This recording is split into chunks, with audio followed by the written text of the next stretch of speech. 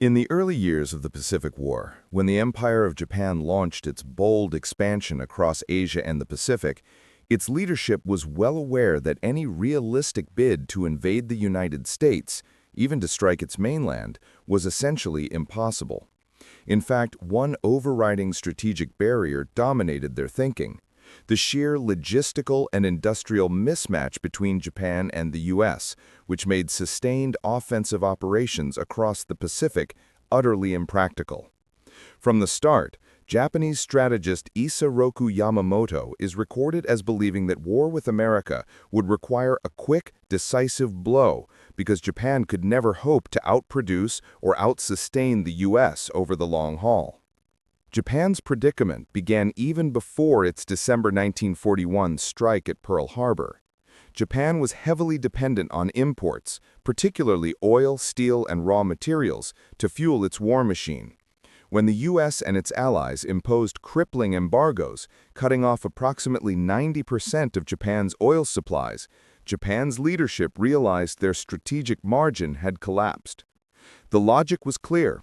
Even assuming Japan could score spectacular victories early on, maintaining a long campaign, including transporting troops and supplies thousands of miles across the Pacific, holding territory, defending supply lines, was beyond their capacity. American industrial output and shipbuilding, by contrast, were simply in a different class. From the Japanese viewpoint, the United States was a sleeping giant of production and manpower. While Japan could mobilize aggressively in the near term, it lacked the base to sustain attrition or supply a large expeditionary force across vast distances, especially once the U.S. turned fully to a wartime footing. Yamamoto's supposed remark that, "I fear all we have done is to awaken a sleeping giant," reflects this fatal recognition, though historians debate whether he actually uttered the line verbatim. In concrete terms, any invasion of the U.S. mainland, or even a sustained strike on Hawaii or Alaska, would have required Japan to establish and defend long supply chains across the Pacific, project power across thousands of miles, and absorb mass casualties with inadequate reserves.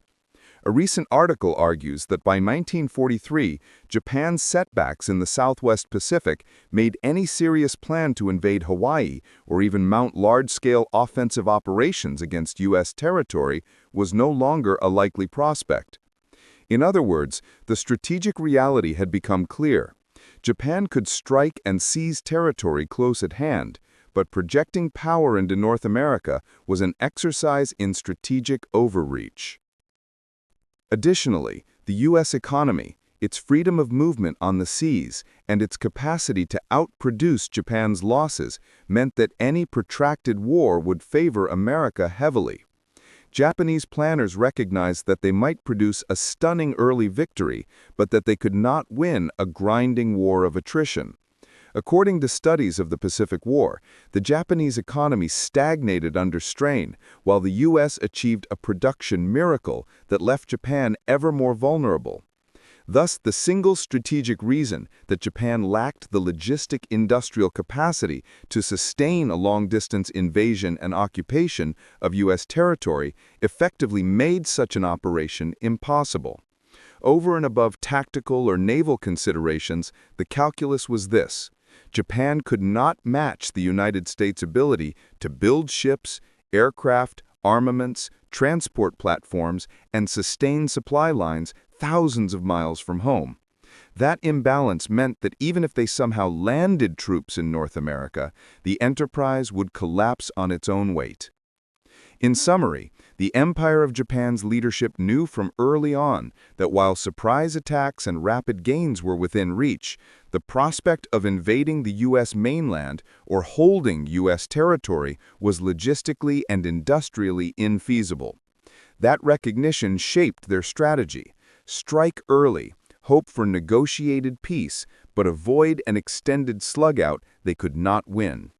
And that's a lesson worth remembering when we next look at how geography, industry, and logistics shape history.